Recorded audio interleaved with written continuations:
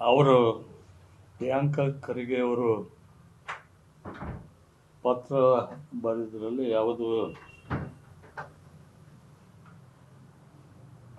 ಯಾವುದು ಅಂತ ಆಕ್ಷೇಪಣೆ ಇಲ್ಲ ಅಂತೇಳಿ ನಾನು ಭಾವಿಸ್ಕೊಂಡಿದ್ದೀನಿ. RSS ಸಂಘಟನೆ ಈ ದೇಶದ ಏನು ಒಡೆಯುವಂಥ ಕೆಲಸ ಮಾಡ್ತಾ ಇದೆ ಅಂತ ನನ್ನ ಭಾವನೆ ಆಗಿದೆ. ಯಾಕಂದರೆ ನಮ್ಮ ದೇಶ ಅನೇಕ ಸಂಸ್ಕೃತಿ ಉಳ್ಳಂಥ ದೇಶ. ಇವತ್ತು ಆರ್ಯ ಸಂಸ್ಕೃತಿ, ದ್ರಾವಿಡ ಸಂಸ್ಕೃತಿ ಇವೆಲ್ಲವನ್ನು ಪರಿಪಾಲನೆ ಮಾಡುವಂಥ ನಮ್ಮ ದೇಶ.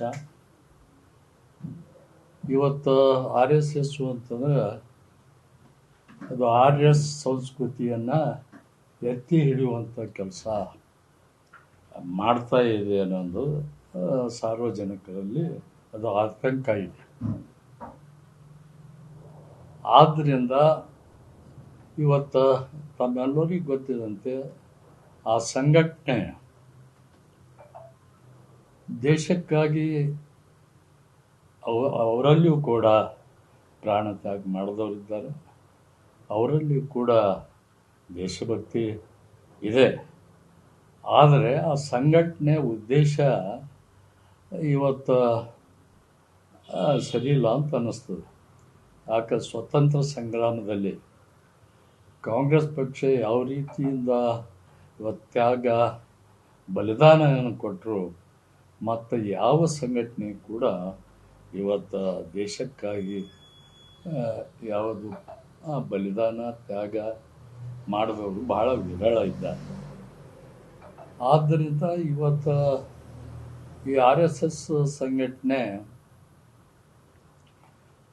ಅವರು ಇವತ್ತು ಈ ಸ್ವತಂತ್ರ ಭಾರತದಲ್ಲಿ ಪ್ರಜಾಪ್ರಭುತ್ವದಲ್ಲಿ ಇವತ್ತೇನು ಪಥಸಂಚಲನ ಮಾಡ್ತಾರೆ, ಪಥಸಂಚಲನ ಮಾಡಲಿ, ಆ ಶಿಸ್ತುಬದ್ಧತೆ ಕಾಪಾಡಲಿ. ಆದರೆ ಲಾಠಿ ಬಿಟ್ಟು ಇವತ್ತು ತಿರಂಗ ಜೆಂಡಾ ಹಿಡ್ಕೊಂಡು ಬಂದರೆ ನಾವು ಸ್ವಾಗತ ಮಾಡ್ತಾಯಿದ್ದೇವೆ. ಆದರೆ ಲಾಠಿ ಹಿಡ್ಕೊಂಡು ಬಂದರೆ ಮತ್ತೆ ನಾವು ಇವತ್ತು ನಮ್ಮ ಸ್ವಾತಂತ್ರ್ಯಕ್ಕೆ ಅಪಚಾರ ಮಾಡ್ದಂಗೆ ಆಗುತ್ತದೆ ಅನ್ನೋದು ನಾವು ಇದು ತಿಳ್ಕೊಬೇಕಾಗ್ತದೆ. ಅದಕ್ಕಾಗಿ ಸಂಘಟನೆ ತನ್ನ ಸೀಮಿತ ಧೋರಣೆಯಲ್ಲಿ ಮಾಡೋದು ನಾವು ಖಂಡಿಸಬೇಕಾಗ್ತದೆ.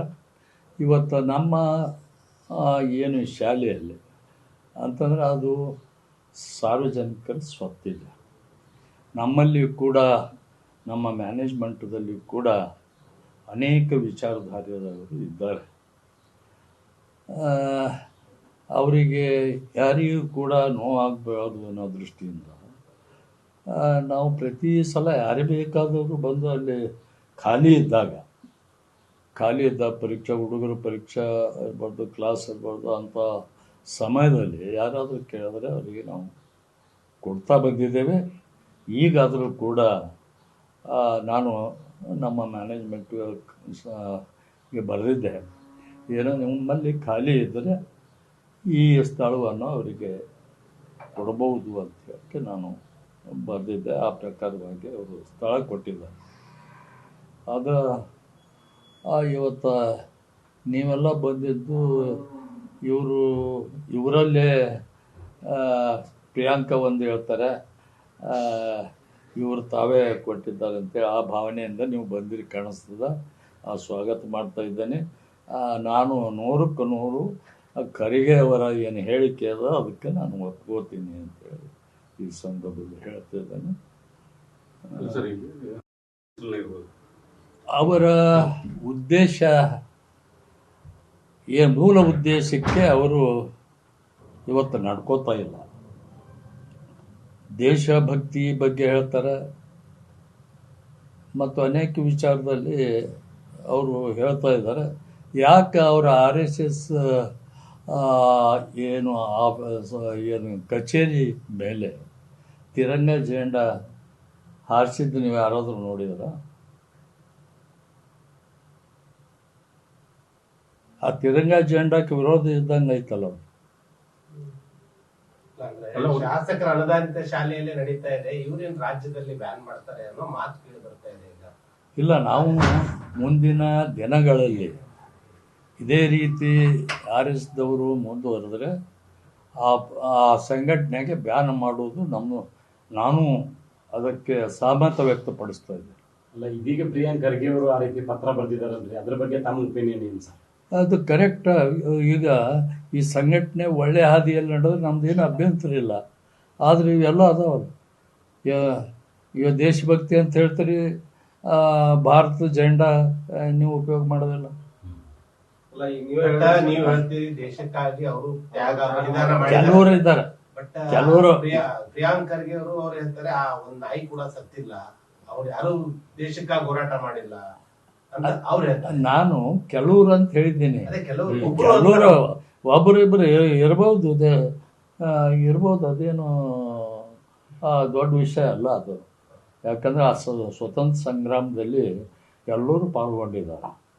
ಅದ್ರ ಹೆಚ್ಚಿನ ಪಾಲ ಯಾರು ಅಂತಂದ್ರೆ ಕಾಂಗ್ರೆಸ್ ಪಕ್ಷದ ಪಾಲಿದೆ. ಅದು ಆ ಪಕ್ಷ ಹುಟ್ಟಿದ್ದೇ ಸ್ವಾತಂತ್ರ್ಯಕ್ಕಾಗಿ ಹುಟ್ಟಿದ ಪಕ್ಷ ಇದೆ. ಅದಕ್ಕೆ ಈ ಆರೈಸೋದು ಬೆನ್ನು ತಟ್ಟುಕೊಳ್ಳುವಂಥ ಕೆಲಸ ಮಾಡಬಾರ್ದು. ನಾವೇ ಎಲ್ಲ ದೇಶಭಕ್ತರು ಅಂತ ಅನ್ಕೋಬಾರ್ದು. ಇವರು ಮೂಲತಃ ಇವರು ದೇಶವನ್ನು ಕಟ್ಟುವರಲ್ಲ, ಒಡೆಯುವ ಸಂಘಟನೆ ಅಂತೇಳಿ ದೇಶವನ್ನು ಒಡೆಯುವ ಸಂಘಟನೆ ಆಗಿದೆ ಅಂತ ನಾನು ಭಾವಿಸ್ಕೊಂಡಿದ್ದೆ. ಇದು ನನ್ನ ವೈಯಕ್ತಿಕ ವಿಚಾರ, ಪಕ್ಷದ್ದಲ್ಲ.